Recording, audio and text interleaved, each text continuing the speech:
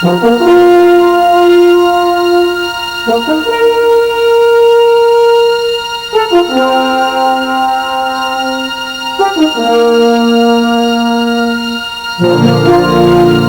year is 1903. There are approximately 6.5 million farms in the United States. Nearly 40% of the country's people live on and work these farms, which average about 140 acres. The typical farmer raises a wide variety of crops, including corn.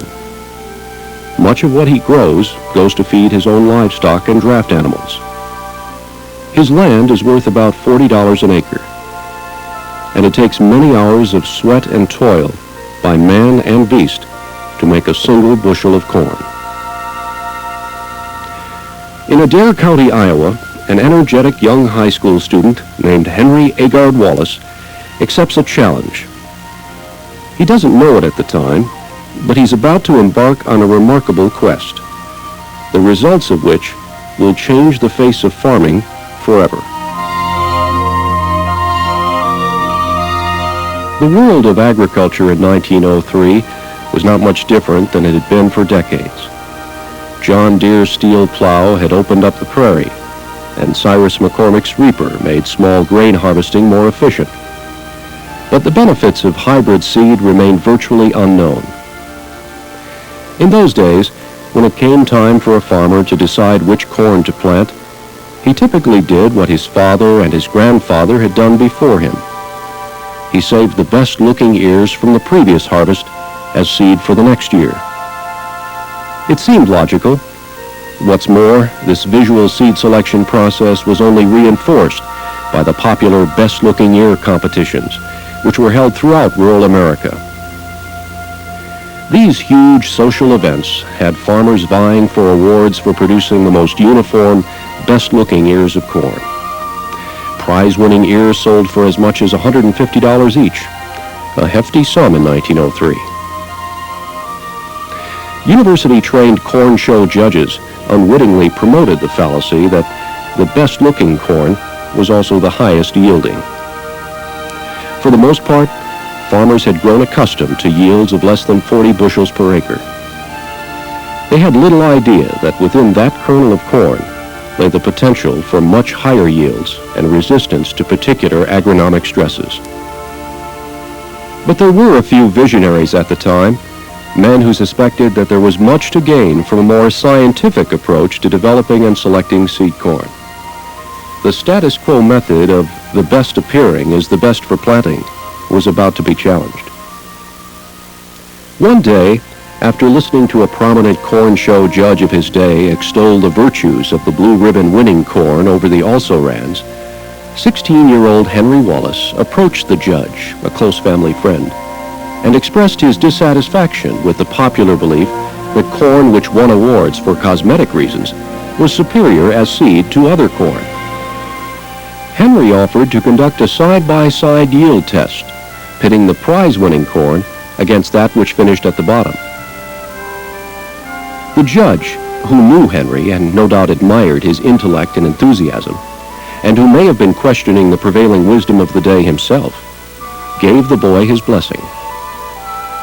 Sure enough, Henry's test plot confirmed his suspicions. The best show corn yielded the poorest in the field. Similar yield testing was conducted for 8 years in other plots in Iowa, with predictable results. These tests showed that there were, in fact, significant differences in yield across the seed spectrum. Overall, it was observed that a farmer's top 10% yielding corn outproduced his bottom 10% by an average of 25 bushels per acre. Seed purchased from seed companies yielded 20 bushels less, and corn show seed averaged 13 bushels less than the farmer's top 10%. And remember, this was when 40-bushel yields were commonplace. Because these results were so threatening to the popular corn shows and the universities which sponsored them, they were never published. But word was spreading, and the move towards a more scientific approach was growing. Finally, In 1922, the Iowa corn yield test was established. Side-by-side plots proved that show corn results had no positive correlation to yield. In the meantime, Henry Wallace's fascination with the emerging science of corn breeding was growing. As he was to say many years later, a pig doesn't care what an ear of corn looks like. Wallace was interested in producing more food, not more contest-winning corn. To that end, he had begun experimenting with the hybridization of corn. He was not alone in this endeavor, and did his best to stay informed as to the findings of others. And in his quest for furthering the development of hybrid corn, he had one asset, a platform for promoting his ideas, which no other plant breeder could match. He had the family paper. The Wallace family had long been recognized as agricultural activists. Henry's grandfather, known as Uncle Henry, and father, Henry Cantwell Wallace, had written for or owned several small newspapers in Iowa. They became known for their outspoken advocacy of the farmer. Their editorializing on farm issues actually cost them business with advertisers. But these were men of principle. They bought a paper called the Farm and Dairy, and soon renamed it Wallace's Farmer. The paper's slogan, "Good farming, clear thinking, right living," was indicative of the family's character and convictions. They earned a national reputation as independent thinkers, as fearless opponents of big business when it hindered agriculture. In 1908, that reputation earned Uncle Henry an appointment from President Teddy Roosevelt to a special commission on life in rural America. And in 1921, Henry C. Wallace followed his father and preceded his son to service in Washington, D.C. as Secretary of Agriculture. Spurred on by this legacy of leadership and his family's fervor for helping the farmer, Henry A. Wallace replaced his father as editor of Wallace's Farmer. Into the Roaring '20s, he brought his dedication to hybrid development and his vision of a better life for the farmer.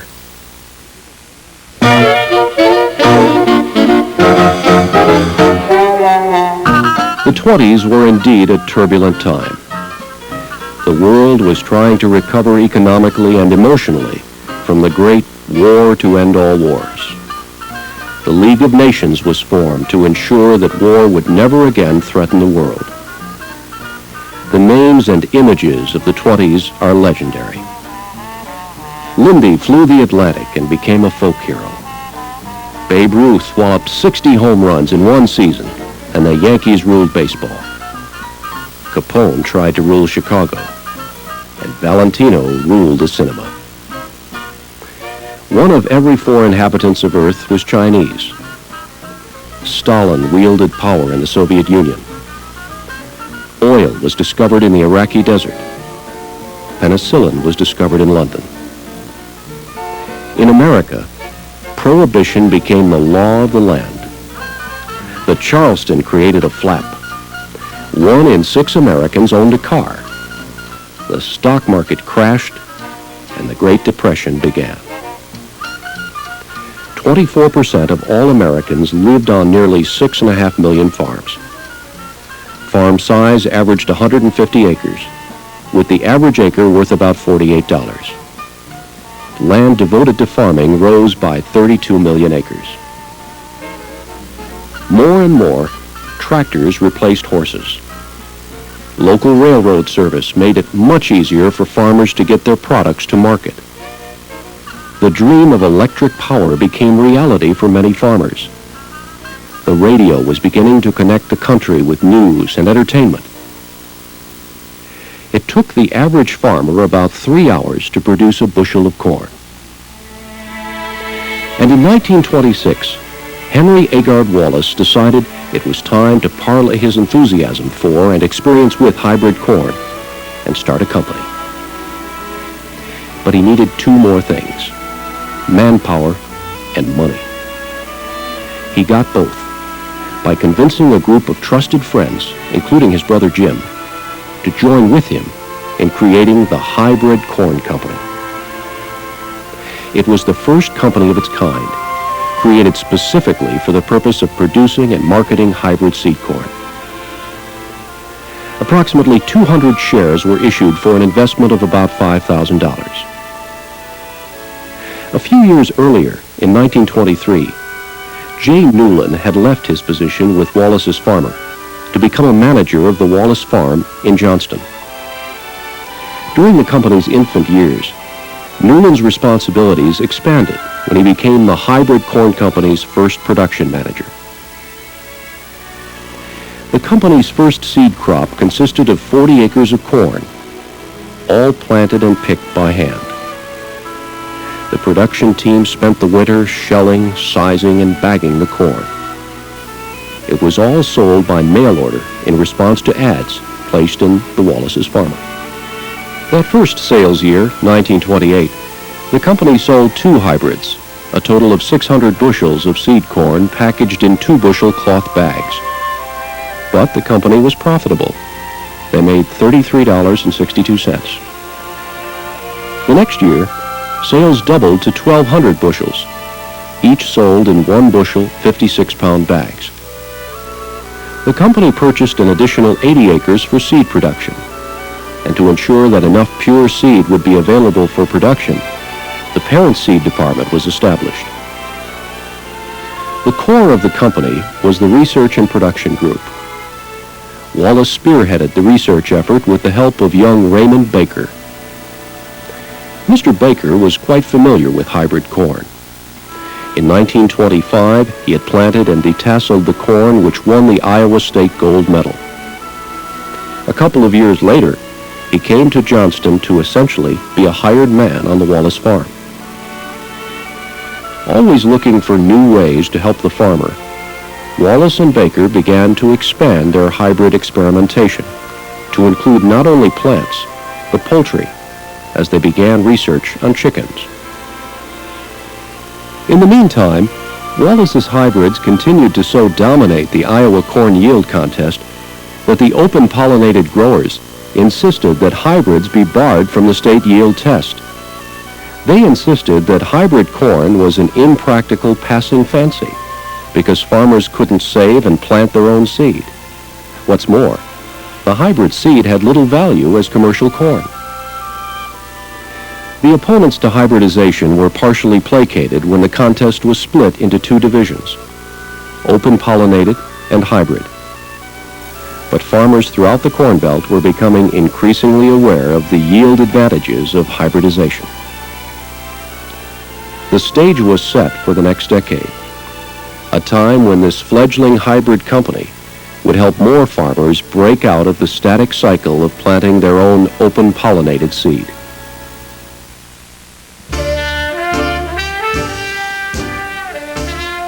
In many ways, it was the worst of times. Economic depression gripped the nation.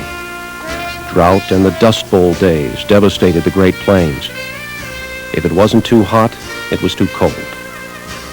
And around the world, powerful nations seemed bent on destruction.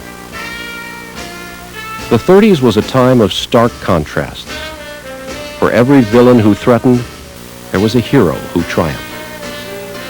And whereas some spread violence to display their power, there were others who found power through non-violent means.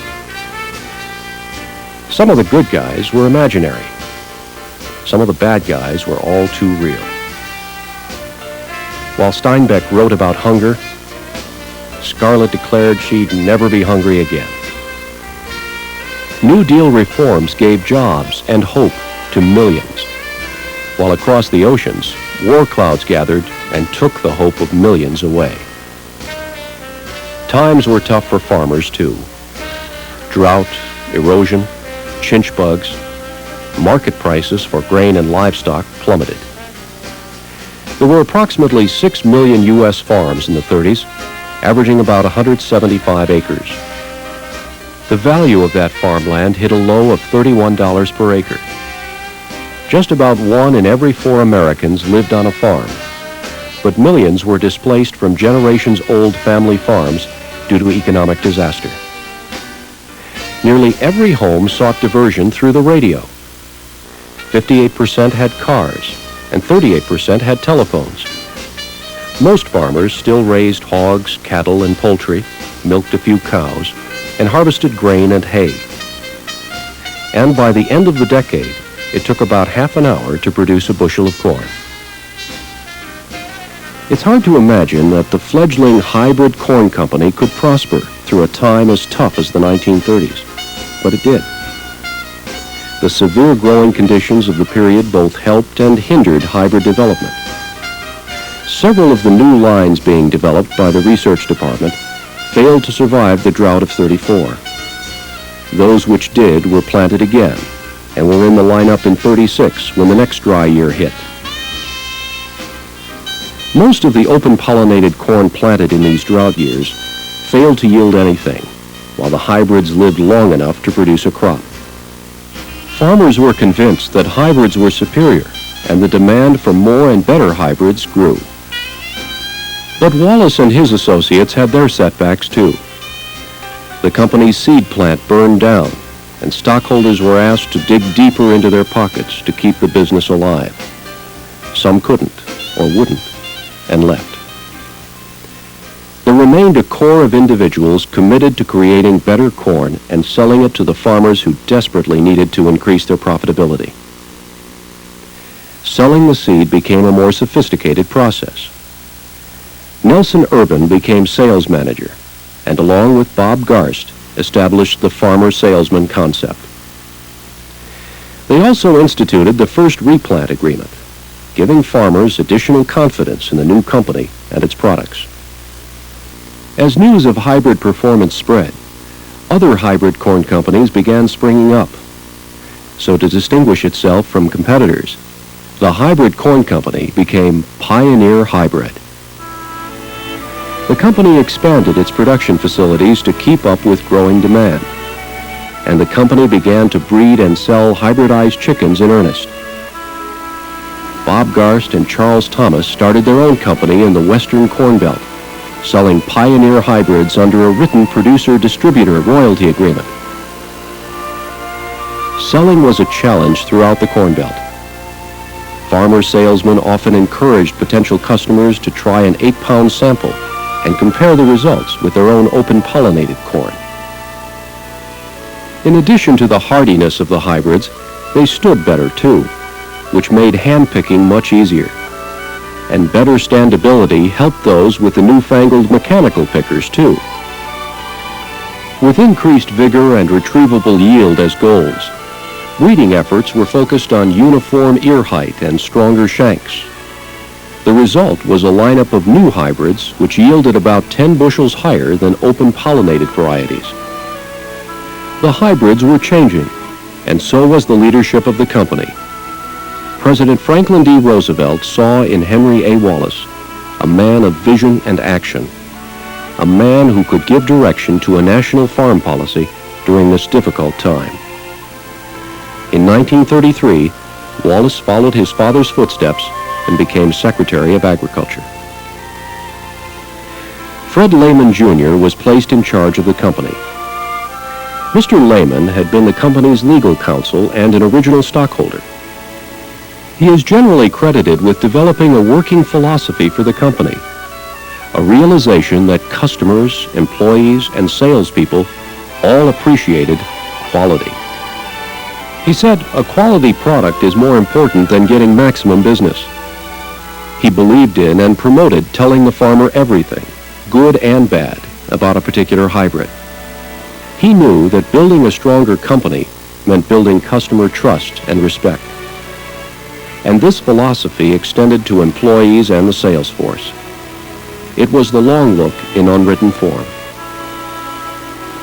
Wallace's move to Washington placed more responsibility on Newland, Baker, and the other early leaders, including his brother, James A. Wallace, who left Wallace's farmer to become production manager and later president and CEO. The company was evolving. The plant breeding, sales, and business management efforts were growing steadily. To test hybrids in their sales areas, research was expanded to several locations in the Midwest. During this period of rugged challenges and rapid growth, young Wayne Skidmore was hired to keep the books and oversee the company's fiscal affairs. He worked mornings delivering milk from the Wallace farm to customers in Des Moines. In the afternoon, he kept Pioneer's books for 35 cents an hour. But this was the 30s, and 2 jobs were better than 1. Little did Wayne Skidmore know that in 1973, he would take the company public as its CEO.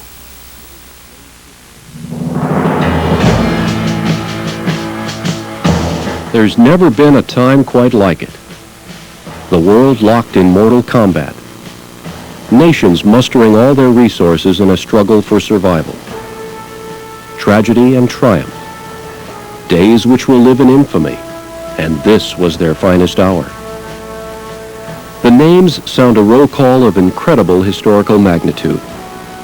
Pearl Harbor, Stalingrad, Normandy Beach, the Bulge, Auschwitz and Dachau, Iwo Jima, Hiroshima.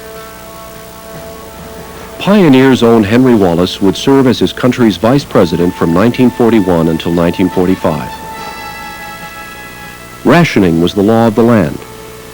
Civilian car production was halted, and women entered the workforce at unparalleled levels. After the war came the Marshall Plan, the Iron Curtain, the United Nations. The war was also the catalyst for quantum leaps in science and technology. And there were diversions.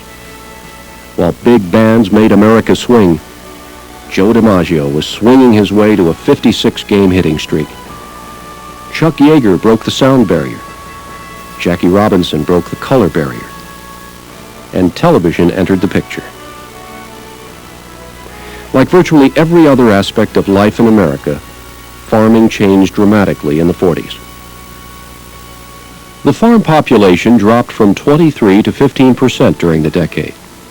There were nearly 700,000 fewer farms in 1949 than there were in 1940. The average price of land more than doubled, rising from $31 to $64 per acre.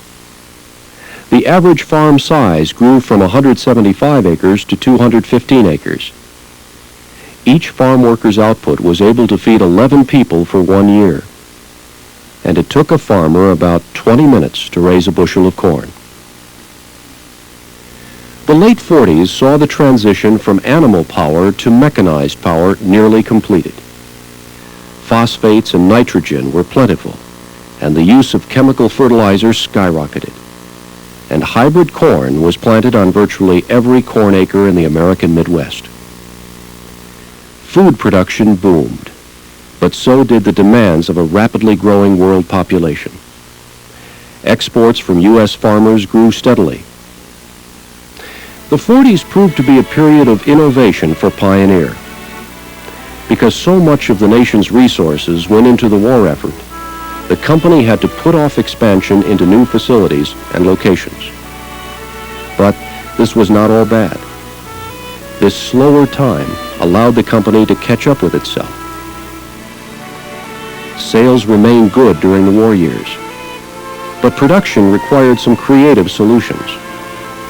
A majority of the workers hired by J. Newland to get the detasseling and other production chores done were women.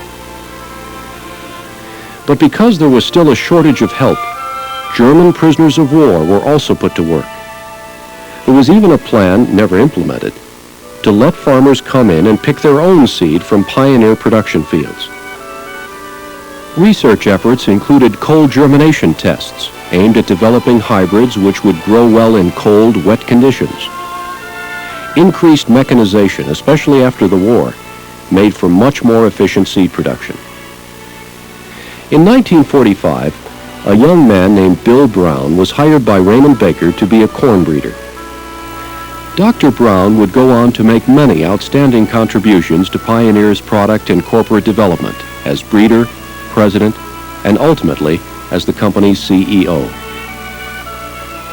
The 40s also saw Pioneer expand across the border into Canada, and eggs and broiler chickens became a significant part of the company's business. With the war over and rationing a thing of the past, Pioneer was poised to expand into one of the biggest boom times in American history, the 1950s. Everything boomed in the 50s. There was a baby boom. Business and industry boomed as Americans worked to enjoy the good life. Even the music boomed as rock and roll was born. It seemed like the world started moving a little faster and got a little smaller all the time. 3 of 4 American households now had a car. Jet contrails crossed the sky. DNA was discovered, and Jonas Salk's vaccine saved millions from the scourge of polio. Everybody liked Ike. England had a royal time as Queen Elizabeth was crowned. War raged in Korea, and the Cold War loomed on the horizon like a storm waiting to break. Cambodia, South Vietnam, and Taiwan became sovereign nations, and Alaska and Hawaii became states numbers 49 and 50. Disneyland opened. Elvis shook. Mount Everest was conquered, and TV took over. The 50s saw a drop in the number of U.S. farms to below the 5 million mark. The average farm was 216 acres, but only 12% of the total population now lived on farms. Average value of an acre of land rose to $85. One farm worker now fed 15 and a half people, and it took about 10 minutes to produce a bushel of corn. Tractors, pickers, and combines worked the fields. The chemical revolution was gaining momentum with rapid development of pesticides, herbicides, and better fertilizers. Yield steadily increased, and farmers began to plant more corn, as well as a relative newcomer to the commercial grain market, soybeans. By this time, Pioneer signs were up all across the United States and Canada. Seed was also being exported to Europe. The company expanded its production and research facilities to include winter nurseries in Florida and South America. The 50s were a time of many firsts for Pioneer, including the company's first efforts at electronic analysis of research and sales data. The first paper bags were tested, but rejected when they were too rough to handle and not strong enough to ensure safe delivery.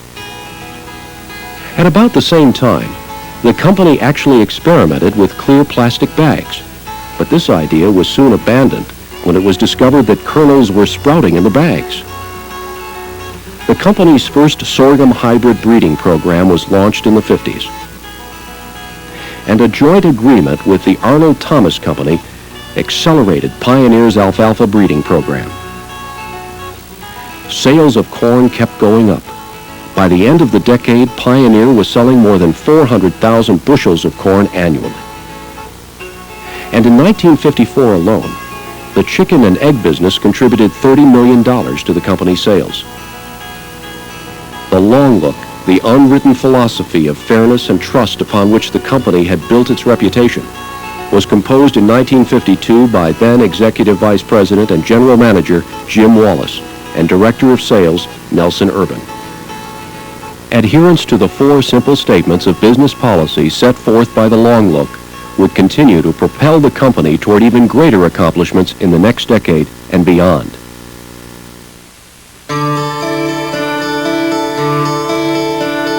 To those who lived through them, the 60s were a time of great emotional upheaval. The good life was enjoyed by more people than ever, but more and more people became aware that not everyone had been invited to the party. The space race had put undreamed of advances in science and technology in the hands of everyday citizens, but it had also helped to develop weapons of mass destruction, which threatened our very existence. The Berlin Wall cemented the Iron Curtain and further separated East from West. The Cuban Missile Crisis made the Cold War sizzle. And as a son saluted his fallen father, a stunned nation mourned. John Glenn circled the Earth in outer space. The Beatles started a cultural revolution of dress and attitude in the Western world, while a very different cultural revolution gripped Mao's China. The Vietnam War flickered, then flamed, and battles ranged from the Cambodian border to college campuses across the United States. The hair was long, the skirts were short. Almost everyone had at least one car, and they watched man walk on the moon in living color. Technology came to the farm in a big way, too. Farmers shelled their corn as they picked it and dried and stored it on their own farms. This brought demands for corn which shelled easier, dried down faster, and had a good test weight. Farms became more and more specialized, with many farmers growing grain exclusively and getting completely out of the livestock, poultry, and dairy business. By 1969, there were fewer than 4 million farms in the United States. Only slightly more than 5% of America's people lived on farms. Average land values ballooned to nearly $200 per acre. One farm worker fed 26 people, and it took him less than 6 minutes to produce a bushel of corn. Government land bank and price support programs were put on a voluntary basis. Higher yields, higher profits, and advances in technology had brought modernization to the farm. Increased availability of goods and services in rural areas made the lifestyle of the farmer as luxurious as that of the urbanite. The European and Asian economies had fully recovered from the war and were stimulating trade and demanding more goods from American agribusiness. Pioneer was now more than 30 years old, but the influence of many of the company's founders and early prime movers was still strong. These people remembered all too well the leaner years and fostered a conservative business philosophy which favored hard work over capital expenditures. For example, breeders were asked to stay in motels which cost no more than $5 per person per night. Starting salaries were modest, but Pioneer's reputation for fairness and excellence continued to attract the best talent from agricultural schools. The business and breeding interests of the company worked closely together to make certain that the long look was carried out. More emphasis than ever was placed on development outside of North America. Company leaders shared a deep commitment toward improving world food supplies and believed Pioneer should apply its genetic expertise to alleviating the growing problem of world hunger. Dr. Bill Brown expressed this concern when he said, "I have no doubt at all about the long-term need for greater productivity and efficiency in agriculture. Population growth and increasing affluence in many of the developed countries are going to increase the demand for food in the foreseeable future." Pioneer's desire to bring better products to farmers led to creation of the first winter nursery in Hawaii, where 3 crops a year could be raised. A research station was established in Jamaica, and joint ventures were started in Australia, Argentina, and South Africa. The 60s was a time of fierce competition in the seed industry, and DeKalb was able to ease ahead. Pioneer felt the pressure to produce its own version of the competitors' hybrids, but resisted. As Ray Baker said later, it would have been pretty easy to make a hybrid like the competitions, but Henry Wallace had never been content to turn out similar products. They had to be better. Pioneer would continue to breed unique leaders, and we did. The quick fix was ignored. The long look was honored, and the result was a lineup which produced giant Pioneer advantages in the next decade. In other 60s developments, Pioneer incorporated the Data Systems Group, a move which paved the way for the huge information network in place today. A new logo type was adopted, which still appears on our products. The first sorghum and alfalfa seed were sold under the Pioneer brand. The company ventured into the beef cattle breeding business and expanded the poultry business to include broilers. And a new improved paper bag was permanently adopted. The social instability of the 60s carried over into the 70s. Protests continued until the war ended. Nixon reopened the door to China before Watergate closed the door to the White House. OPEC was formed, and so were long lines at the gas pump as oil shortages slowed the country down. Carter succeeded Ford. The Soviets invaded Afghanistan. In protest, Carter created a grain embargo which sent U.S. farmers reeling, and previously high market prices fell. The first test tube baby was born. The first non-Italian pope was named. Khomeini took power and then took hostages in Iran. And Maggie Thatcher took the reins in the United Kingdom. And Mickey reigned as Disney World opened in Florida. There were only 3 million farms in the U.S. at the end of the decade. The average farm was a whopping 373 acres. The farm population was only 3.5% of the total. Each farmer fed 48 people, and it took about 5 minutes to produce a bushel of corn. Farmers planted every available acre. Livestock prices were high. In the early 70s, credit and money were easy to get.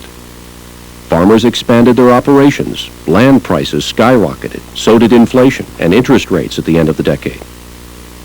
Among other things, the grain embargo encouraged production in other parts of the world.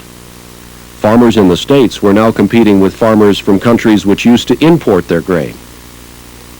The 70s proved to be one of the most expansionary times for Pioneer, too. Sales skyrocketed as the company's superior product performance came at a time when demand was high. A new hybrid, 3780, which almost didn't make it into the lineup because of its poor appearance, swept across the Corn Belt. 3780 broke yield record after yield record and gained new customer after new customer. Red and white way wagons began appearing in customers' fields during harvest, proving to farmers in their own fields that Pioneer consistently made them more money. And Pioneer field agronomists were helping farmers solve problems and better manage their crops. A new event, Pioneer Days, was tried with great success. Farmers got a discount if they paid for their seed in February. It helped both the company and its customers plan better, and we found that sales reps and their customers benefited from getting together to talk about seed performance and farming. Other outstanding hybrids and varieties followed, and Pioneer's worldwide reputation for excellence grew. A name change reflected a new attitude of becoming a true leader in the international agribusiness community. Overseas operations became a separate entity within Pioneer. Joint ventures and research agreements were developed around the world. By 1976, more than 1 million units of maize and sorghum seed had been sold outside North America. The founders' vision of doing their part to feed the world was a growing reality. New relationships developed throughout the decade in diverse places with diverse cultural, political, and agricultural climates. Growth was rapid in the U.S., too. The cereal seed division was formed and wheat breeding began. Cotton was added to the lineup. Alfalfa operations were expanded as Pioneer purchased their research partner in the business, the Arnold Thomas Company. And acquisition of the Peterson Soybean Seed Company put Pioneer in the soybean business in a big way. Pioneer was now expanding into products and services the founders, for all their vision, could never have dreamed of. A computer company, Norand, was purchased, and soon handheld computers fed data directly from the field to a central data processing system. Pioneer bought an innovative firm called New Labs. The microbial products division was born, and the remarkable effects of beneficial microorganisms on silage and animal digestion were available from Pioneer. But it wasn't all acquisition in the 70s. The poultry division was sold, and the beef cattle division was dissolved. Corn farmers and seed corn companies had a big scare when a new corn blight spread across the Corn Belt. Corn with a certain cytoplasmic sterility was especially susceptible and began to die at an alarming rate, especially in the southeastern United States. Farmers lost entire crops in less than a week's time. Pioneer turned the problem into an opportunity by quickly steering production away from cytoplasmic sterility and by being upfront with customers about the effects of the blight. We were also fortunate to have some hybrids which were more resistant to the blight than competitive numbers. Some pioneer hybrids produced crops in spite of the blight, while less resistant hybrids produced nothing at all. Pioneer's commitment to producing parents and hybrids with strong defensive traits really paid off. Farmers demanded the kind of performance Pioneer's leaders provided. Commodity prices soared, and those farmers with something to sell did very well. Another very significant and, for many, very stressful event took place in 1973. The company went public, selling its shares on the open market for the first time. Prior to this time, the company's North American operation consisted of a group of loosely knit, autonomous companies. There was Pioneer of Illinois, Pioneer Hybrid Corn Company of Iowa, Pioneer Hybrid Incorporated of Indiana, Pioneer Hybrid Corn Company of Canada, and so on. Each company received product from a centralized research division, but each was doing business on its own. Reorganization was necessary for several reasons. One was to assess the real value of the company. Another was to bring the company's policies, pricing, promotion, and production into a more uniform pattern to assure fair, consistent treatment for all customers in all markets. Following the public stock offering, the company was organized into several divisions, each responsible for sales and production in its geographic area. There was also a changing of the guard of sorts at the top levels of the company in the 1970s. Nelson Urban and a number of other longtime leaders retired. Chuck Johnson became treasurer, Bill Brown became president, and Wayne Skidmore was named chairman of the board. Mr. Skidmore later retired. Bill Brown assumed chairmanship, and Tom Urban took over as president. No doubt the 70s saw many changes in the people and products of Pioneer. But one thing didn't change. The long look was still in place. Change was inevitable as we headed into the 80s. Economically, the excesses of the past had to be paid for. Politically, the winds of freedom began to blow in a shipyard in Poland, and the Middle East was constantly in the news. America had a new president in Ronald Reagan. Regional conflicts erupted. Some lasted a few days. Others seemed endless. The space shuttle made space travel almost routine, until that routine was tragically broken. Gorbachev came into the picture. Perestroika and glasnost gave hope that we were really getting somewhere. Chernobyl showed us that in some cases, maybe we'd gone too far. Change in China was interrupted by tanks in Tiananmen Square. The Iron Curtain began to crumble, and at the end of the decade, freedom broke down the Berlin Wall. Early on, Americans endured a recession and rebounded to the longest recovery of the century. We liked what we read on George Bush's lips, and he won in a landslide, and the media went quail hunting. On the medical front, there were CAT scans, MRIs, and something called AIDS. E.T. tried to phone home. Music videos were all the rage. The stock market took a nosedive, and computers got faster, smaller, and more powerful. Change was inevitable in agriculture, too. The number of U.S. farms continued to shrink to under 2.5 million, but the average farm grew to 427 acres. Each farmer fed 75.8 people and could produce a bushel of corn in 4 minutes. There was no doubt farmers could raise more now than ever. But the commodity markets were down. Overinflated land prices dropped dramatically. Tens of thousands of farmers sold out or went bankrupt.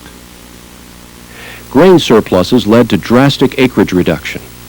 Corn acreage was reduced as much as 27%, and the government paid farmers to take marginal land out of production. Serious droughts in 83 and 88 sent many farmers who were on the brink of financial collapse over the edge.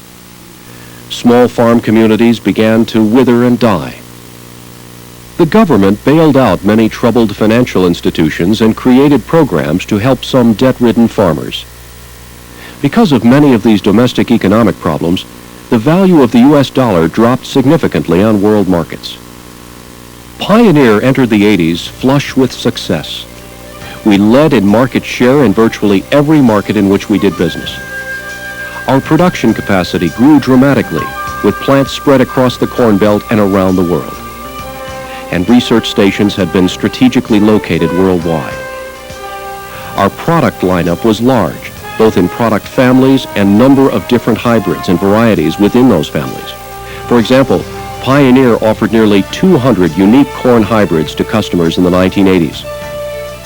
But we were not immune from the effects of the 80s farm crisis. Corn acreage dropped dramatically, and with it, about 1/4 of the potential market. And quite frankly, we came into the 80s with such a performance advantage, many people felt we were untouchable. Too often, we began to think more in terms of how the company wanted to do business, rather than how we could best serve the customer.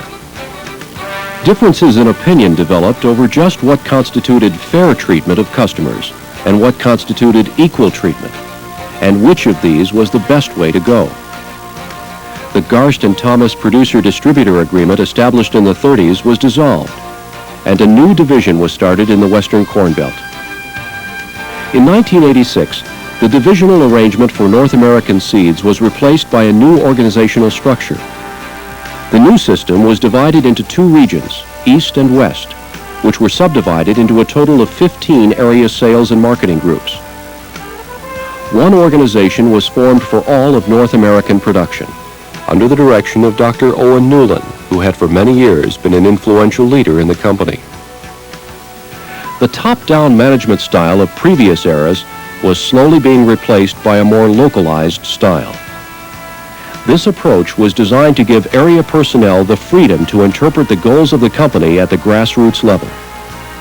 Workforce reductions took place as the company began to tighten its belt and work towards getting closer to the farmer to meet his needs, while also meeting the needs of the company's stockholders. One of the most significant developments of the 80s concerned the appearance on the market of competitive hybrids, which were, for all practical purposes, identical to Pioneer's leaders. And because these look-alike hybrids were doing as well as our best, the Pioneer performance advantage began to diminish. Farmers began to question the value of paying a premium for Pioneer products when they could get similar results with lower-cost competitive hybrids. The situation was serious, but then there was a breakthrough. Genetic tests by Pioneer scientists proved what they had suspected all along. The competition was using Pioneer germplasm to develop their lookalikes. Pioneer brought suit against the Holden Foundation Seed Company, a major supplier of seed to small seed companies. Through the use of sophisticated genetic mapping techniques, Pioneer won the case. If there was a positive side to this unfortunate development, it was the fact that we learned that we must work harder to protect our intellectual property. And we had to do so without hampering the research effort or adding greatly to the cost of production. A great effort was made, and continues to be made, to ensure that Pioneer's precious germplasm could never be stolen again. This situation also showed us that we need to redouble our resolve to stay ahead of the competition. Our research specialists began looking beyond the realm of traditional research. One of the most significant steps involved an increased commitment to biotechnology. This effort will permit accelerated product development, especially when new traits can be put directly into crops through a fascinating process called transformation. Suffice it to say that from the beginning, Pioneer has been a research-driven company. The 80s was a time of futuristic vision, of renewed commitment to this vital part of the long look. The company also increased its emphasis on information management by developing computer programs for farmers to help them better manage their operations. The microbial division began selling outside the traditional Pioneer sales system and also expanded to overseas markets. We decided to stop developing and marketing cotton. We also began to market soybeans under the Pioneer brand. The 80s saw sunflowers become a part of the Pioneer research and sales lineup. Another new product, canola, was added at the end of the decade. Noran, the computer company, was sold. And we dabbled briefly in the animal vaccine business before deciding it wasn't for us. The 80s also saw an explosion of activity abroad, as new or expanded relationships were developed with 32 countries. Overseas production, research, and sales efforts all grew significantly. The overseas division was renamed the Overseas Corporation and was contributing a large share to the company's earnings. In 1988, this entity was reorganized as the International Operations Division, which allowed it to expand and better meet farmers' needs on a regionalized basis. As the 80s gave way to the 90s, the downward curve of farm profitability had begun to move upward again. Pioneer was integral in this process. U.S. operations were combined into one organization for the entire North American market.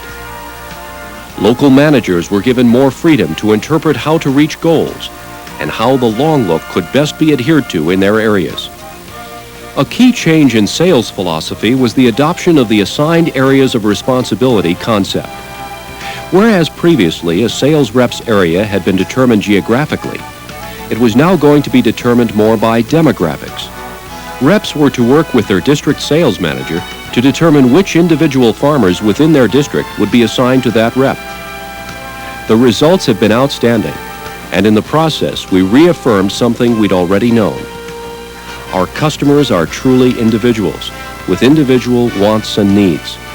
We need to serve them with this in mind, not merely as a homogeneous group. And because the level of sophistication of farmers has risen markedly through the 80s, Pioneer has recognized this and worked to make that increased sophistication pay off with greater profitability. But through all the talk of technology and competition and profitability, the values which have driven the company from the beginning were very apparent in the 80s in some special ways. For instance, Pioneer developed a program which would help small, struggling farm communities stay alive. The company has become deeply involved in programs to reduce soil erosion and other environmental concerns. Nearly $2 million and a great deal of effort was put forth to help the people of Latin and South America preserve their native races of corn. And more effectively feeding the growing population of the world was still of utmost importance to the people of Pioneer. The 90s. 1 century, 1 millennium comes to a close. Another entire era of human history is about to begin. But the 90s have already proven to be an especially challenging, exciting, and significant time. Once again, America went to war. Desert Shield evolved into Desert Storm, and the free world cheered Storm and Norman. And the free world is considerably larger than just a few years ago. Eastern Europe, the Baltic states. And finally, almost miraculously, communism in the Soviet Union seems to be a thing of the past. Apartheid, too, is on its last legs. And the European economic community becomes a powerful force in shaping a global economy. The number of farms and farmers in the United States continues to decline. 2.2 million farms dot the landscape, averaging 456 acres each. And one U.S. farm worker feeds 101 people. The giant markets of Eastern Europe and Asia continue to develop for Pioneer. In many cases, we are helping to develop those markets. The organization of the company continues to evolve, with a new management group for all of North American operations being formed, and new acquisitions and opportunities constantly being considered. We're also steadily improving what is already the best performing product lineup in the seed industry. The early 90s have seen record sales years, with the Pioneer products and services providing our customers with a clear performance advantage and greater profitability. New leaders are coming out every year as our research team combines the best of traditional and biotech research. And we've developed valuable, mutually beneficial research relationships with other companies. Specialty grains, grains with higher oil, altered nutritional characteristics, and specific starch contents promise to open new, more profitable markets to Pioneer customers. Pioneer has also expanded into the vegetable seed business, further integrating itself into the worldwide food chain. Some products, including hard red wheat in the U.S., have been left behind. But the new lineup and those hybrids and varieties currently being developed give us a tremendous confidence as we close the book on this millennium and move into the next.